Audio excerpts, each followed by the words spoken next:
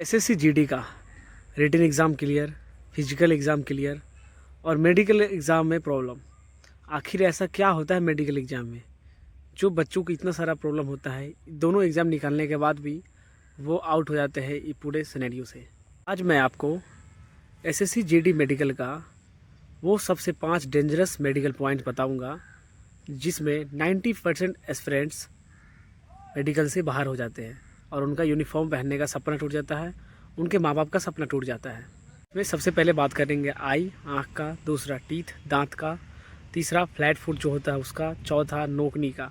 ये सब जो प्रॉब्लम है ये बहुत ज़्यादा होता है और बहुत कमेंट्स भी मेरे को किया गया कि भैया इसमें बताइए, और प्राइवेट पार्ट का भी आया था कमेंट्स में।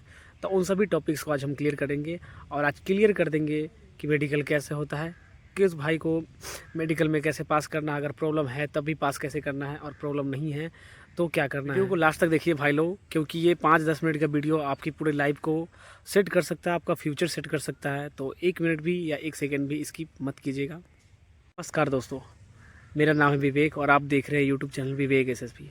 आप सभी लोगों का वेलकम करते हैं।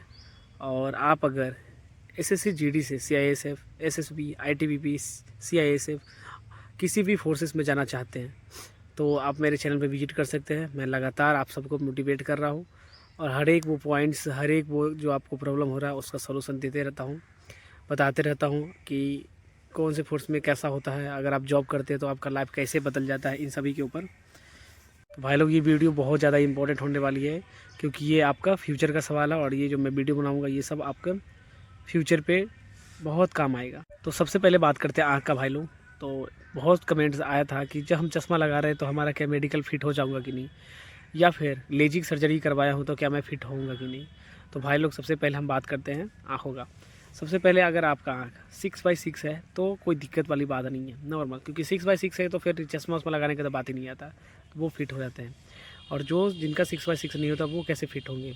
अब जैसे जो चश्मा लगा रहे हैं तो उनको पहले फॉर्म भरवाया जाता है, वो फॉर्म में आप को बताना होगा कि आपको क्या प्रॉब्लम है। अगर वो बता देते हैं तो फिर डॉक्टर वो समझ जाएंगे कि अच्छा इसको ये प्रॉब्लम है, या फिर मान लीजिए अभी ऑपरेशन हुआ है तो अभी उसका रिकवरी पीरियड चल रहा है, तो वो अपने हिसाब से देखेंगे कि क्या करना है इसको।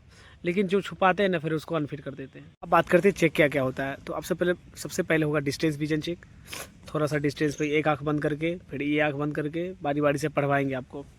उसके बाद होता है कलर ब्लाइंडनेस टेस्ट, जिसमें रेड, ब्लू और ग्रीन ये सब चीज़ जो होता है मिला हुआ रहता है, समझ में नहीं आता है, सांप जैसा बना हुआ होता है, नंबर वंबर, तो वो पढ़ने के लिए बोलता है। तो जिसको कलर ब्लाइंडनेस होता है ना वो पढ़ नहीं पाता है, और जिसको कलर ब्लाइंडनेस नहीं होता है तो वो आराम से पढ़ लेता है। उसके बाद जो कलर ब्लाइंडनेस वाला जो है ना, ये सिर्फ़ और सिर्फ जो आपका मेडिकल हो रहा है उसी टाइम ही चेक होता है, उसके बाद चेक नहीं होता है। ज्वाइनिंग टाइम में भी ये सब चेक नहीं होता है, याद रखिएगा भाई लोग। एक बात बताऊँगा आप लोगों को कि अगर आप एसएससी जीडी का एग्ज़ाम देने जाओगे, जब मेडिकल या किसी भी डिपार्टमेंट एग्ज़ाम देने जाओगे, तो आप लोग एक बार ना मेडिकल एग्ज़ाम करवा लेना। आप सरकारी हॉस्पिटल में जाके एक बार दिखवा लेना आँख को कि क्या मेरा आँख ठीक है या नहीं। इससे जो आपका डाउट है वो ख़त्म हो जाएगा, फिर बाद में आपको रिजेक्शन होने का जो झंझट रहेगा वो ख़त्म हो जाएगा। बात करते हैं भाई लोग दाँतों का, चूँकि आँख के बाद दाँत में भी बहुत ज़्यादा आया था कमेंट्स, और भाई रियल बात है, दांतों का भी चेक होता है और अच्छे से मेडिकल किया जाता है, और क्या क्या प्रॉब्लम होने पे फिर आपको रिजेक्ट करेंगे। तो देखो, सबसे ज़्यादा अगर आप दांत साफ़ करवा के नहीं जाते हो तो वो बोलते हैं गम इन्फेक्शन और कैविटी ज़्यादा बोलते हैं, तो उस चक्कर में फिर आपको हटा देंगे। आप दांत साफ़ करवा के जाना, तब बढ़िया रहेगा और आप फिट भी होगे। उसके बाद जो क्या होता है ना, अगर आपका दांत टूटा हुआ है आगे वाला तो भी आपको अनफिट कर देंगे, या फिर वो डॉक्टर देखते हैं कि आपका दांत अगर मतलब शेप एंड साइज में है, नेचुरल है, तो फिर आप फिट हो जाओगे, कोई टेंशन नहीं है। नॉर्मल दांत में यही सब देखा जाता है। उसके बाद भाई लोग, अगर आपका दांत में कोई प्रॉब्लम है या फिर कोई कैविटी लगा हुआ है तो उसको आप ठीक करवा लीजिए और तब जाके मेडिकल जाइएगा, नहीं तो फिर आपको फिर रिजेक्ट कर दिया जाएगा। अब चूँकि देख ही रहे हैं एसएससी जीडी में जो मेडिकल है वो हार्ड कर दिया है, मिलता ही नहीं है टाइम बिल्कुल आपको फिट होने का, इसलिए बता रहे हैं कि ये सभी पॉइंट्स को क्लियर कर लीजिएगा। और अच्छा लगा कमेंट्स में जब आप लोग पूछे तो, और मैं इसका जवाब आज दे रहा हूँ। मैं सॉरी बोल रहा हूँ आप लोगों से, मैं इतना ध्यान नहीं दे रही इस टॉपिक्स पे। तो उसके बाद बात करते हैं अब हम लोग फ्लैट फुट का। फ्लैट फुट में देखिए क्या है, मेरा पैर देखिए, थोड़ा सा मैं पैर पे दिखाता हूँ।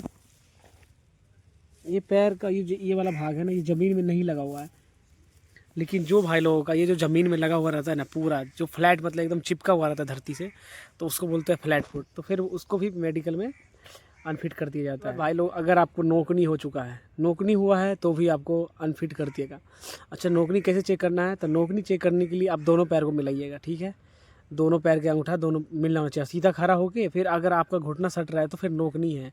कम से कम घुटना हटना चाहिए, कम से कम 2-3 उंगली का गैप होना चाहिए, तब अगर रहेगा गैप तो फिर आप फिट है।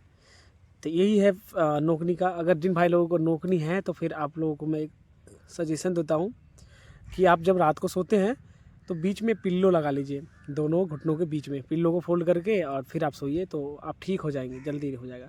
उसके बाद 2-3 एक्सरसाइज होता है जो दोनों पैर को उल्टा करके उठ बैठ करेंगे ना, तो फिर उससे भी ठीक होता है। नोकनी बड़ा प्रॉब्लम नहीं है, वो तो एक्सरसाइज से भी ठीक करते हैं भाई लोग। प्राइवेट पार्ट का ये बहुत सेंसिटिव चीज़ है और इस पर बहुत कम लोग ध्यान देते हैं। सबसे ज़्यादा तो इस पर शर्म आता है लोगों को बताने में भी, मिलने में भी, तो नहीं बताया जाता है। लेकिन ये बात सच है कि मेडिकल में अच्छी तरह से प्राइवेट पार्ट का भी चेक होता है, जितना नॉर्मल पार्ट का चेक होता है वैसे ही। इसमें क्या होता है ना, अगर आपको इन्फेक्शन वगैरह है तो फिर वो आपको बाहर कर दिया जाएगा, क्योंकि ये जान ही रहे प्राइवेट पार्ट है। तो कोई इन्फेक्शन वगैरह है तो आप लोग डॉक्टर से दिखवा लीजिएगा। अगर कोई भाई लोग को टेस्टिकल में प्रॉब्लम है या फिर कोई ऑपरेशन करवाए हैं तो एक बार डॉक्टर से पहले मिल लीजिए कि क्या मैं फिट हो जाऊंगा कि नहीं। कौन से डॉक्टर से? सरकारी डॉक्टर से आपको मिल लेना पड़ेगा, तब आपको कंफर्म हो जाएगा। और एक चीज़ में और रिजेक्शन बहुत मिलता है जो कि नेचुरली है और बहुत लोगों को पता नहीं होता है। बचपन में वो लोग जहाँ मन तहाँ, मतलब हाथ उत पे कहीं कहीं पे भी टैटू बनवा लेते हैं बचपन में। उनको पता नहीं होता कि आगे क्या करेंगे नहीं करेंगे।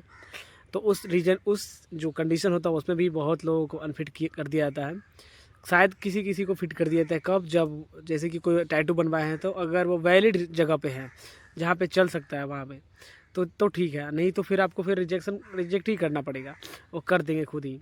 तो इससे अच्छा है कि आप लोग अभी टैटू नहीं बनवा लीजिए, और जो टैटू बनवाए हैं तो आप रिमूव करवाइएगा। अगर नॉर्मल रिमूव हो रहा है तब हटवाइए, नहीं तो स्किन ख़राब हो जाएगा तो वो और ज़्यादा प्रॉब्लम हो जाएगा।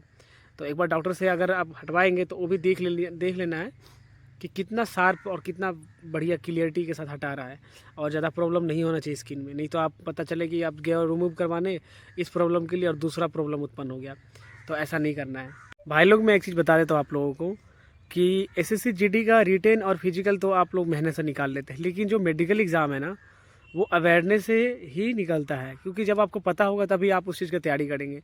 तो ये वीडियो आप लोगों के लिए बहुत इंपॉर्टेंट है। वीडियो को लाइक कीजिएगा, चैनल को सब्सक्राइब कीजिए। और हाँ भाई लोग, जब आपका मेडिकल होगा उससे 3-4 महीना पहले आप लोग मेडिकल करवा लीजिए एक बार सरकारी हॉस्पिटल में जाके, ताकि आपको क्लियर हो जाएगा कि मुझे क्या प्रॉब्लम है क्या प्रॉब्लम नहीं है, क्या मैं फिट होऊंगा या मैं फिट नहीं होऊंगा। आपको जो भी क्वेश्चन पूछना है वो कमेंट्स में पूछिए। मिलते हैं अगले नए वीडियो में, तब तक के लिए जय हिंद। और चैनल को सब्सक्राइब कर लीजिएगा, कमेंट्स में जय हिंद लिखिए। तब तक के लिए बाय।